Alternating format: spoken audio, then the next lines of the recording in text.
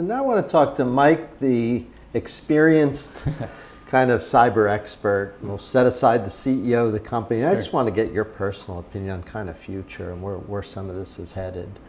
When you're having a beer with somebody and they go, oh, this cybersecurity thing, and they sort of throw their hands up and lament the problems, what do you say? Like, are you kind of an optimist or pessimist? I know as a tech company guy, I get you're always an optimist if you start companies. Oh, our product is great and everything's great. But I mean, we're in a weird time now where it's just, you hear about the potential consequences of attacks on, critical infrastructure, power plants and so on. Do you worry about that? Again, just as a citizen, like, are the risks kind of grown from when we were doing this years ago? I think so. It sure seems like it, doesn't it? Yeah, I mean, and I do worry about those things. I probably wouldn't stay in the business if I wasn't kind of worried about some of that. And you don't have brochures that say, buy our product and everything's fine. I mean, it's just not the way anybody sells. It just doesn't work that way. Yeah, it doesn't work that way. But as an experienced guy, do you worry about some catastrophes? I do, because what we just talked about a little earlier, in that there's a sophistication to the adversary, and they also, as we talk about adversaries, they've got a lot of time, right?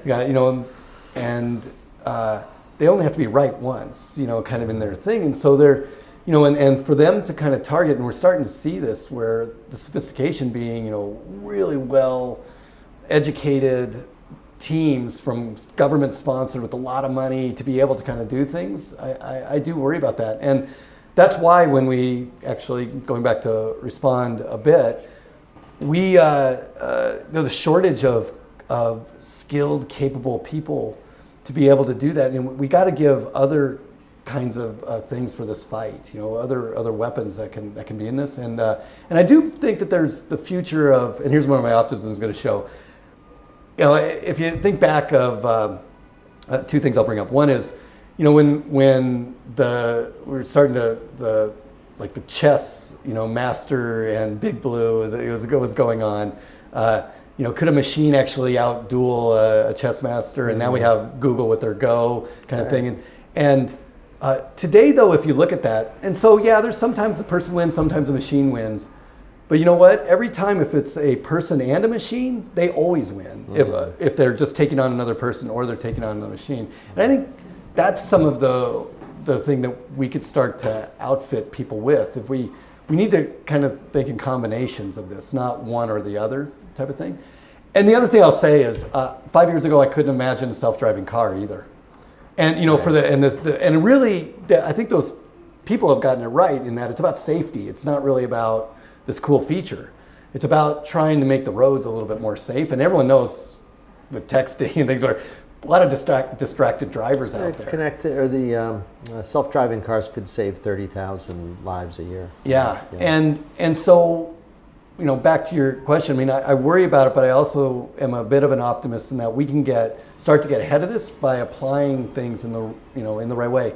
Now, I also think that we need to be more integrated in how we approach this, and not just as silos of, hey, that latest hack, let's go, get that. It's really got to be a little bit more. It's going to be people, processes, and technologies, not just going to be any kind of technology or any one person. It's a great answer. Hey, you enjoying running the company?